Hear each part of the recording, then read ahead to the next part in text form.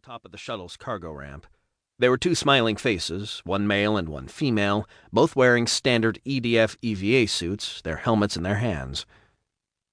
"What about those two shady-looking characters?" Nathan asked, pointing at Louise and Devon. Jessica looked back over her shoulder at them. "They said they knew you, so I figured I'd let you check them out." Jessica smiled as she turned to leave.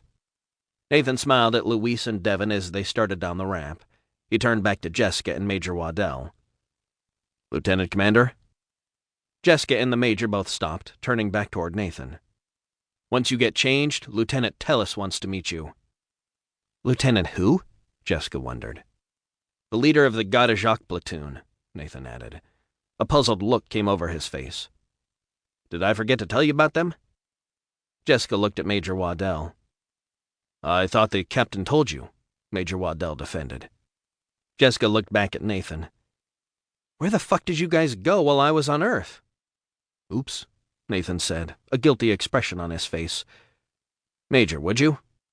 Major Waddell gently tugged at Jessica's shoulder. "Come, Lieutenant Commander. I will explain everything while we remove our gear." Nathan turned back toward Louise and Devon as they stepped onto the deck. "Permission to come aboard, sir?" Louise asked. He could barely contain the smile on his face as he saluted. Devon made no effort to conceal her happiness at seeing her friend alive and well. "Permission granted," Nathan answered. He did not bother to return the salute, instead stepping forward to embrace one of his closest friends. "Damn, it's good to see you," Nathan mumbled as he hugged his friend. "You look like shit," he added, as he pulled away and looked at Louise. "But it's good to see you." Nathan turned to Devon, who looked like she was about to cry. He wrapped his arms around her, burying his face in her hair. "We thought you were dead," she said, fighting to hold back her tears. "I almost was," Nathan said. He laughed as he pulled back from her. "Several times, in fact." "What the hell is going on, Nathan?" Louise asked.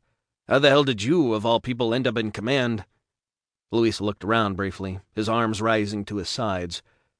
"Of all this?" "It's a long story," Nathan said. "Where have you been for the last 3 months?" Devon wondered. "That's an even longer story," Nathan added, rolling his eyes. "I'll fill you in later. For now, we need to get you two to medical and get you cleaned up. Doc Chen wants to check you out before you debrief." "I'm afraid you're going to have to show us the way," Louise said. "We didn't have a medical section on our ship, at least not one that was pressurized." "Follow me," Nathan said. He stepped between them and put his arms around both their shoulders. "It really is great to see you guys." As they started walking forward, Nathan reached up and tugged at Louise's scraggly beard. "What's all this?" he asked. "No razors on that barge?" Vladimir held himself steady, floating inside the breech box as he activated the controls on the side of the Celestia's hull.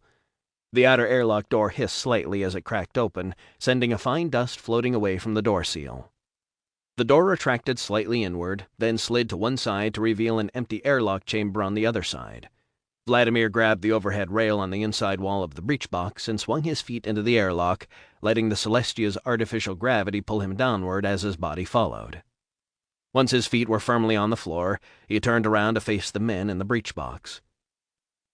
"The security detail and I will enter first," he announced, "per the Lieutenant Commander's instructions." "Beg your pardon, sir?" the sergeant in charge of the coronary security detail said. "I believe Lieutenant Commander Nash's instructions were that we were to enter first and secure the entrance." "With your strange guns and uniforms, you will scare the hell out of them," Vladimir said. "No offense, Sergeant, but you and your men are not the friendliest-looking bunch. I will enter first, you will follow." Vladimir looked at the sergeant. "Or you can wait here if you like."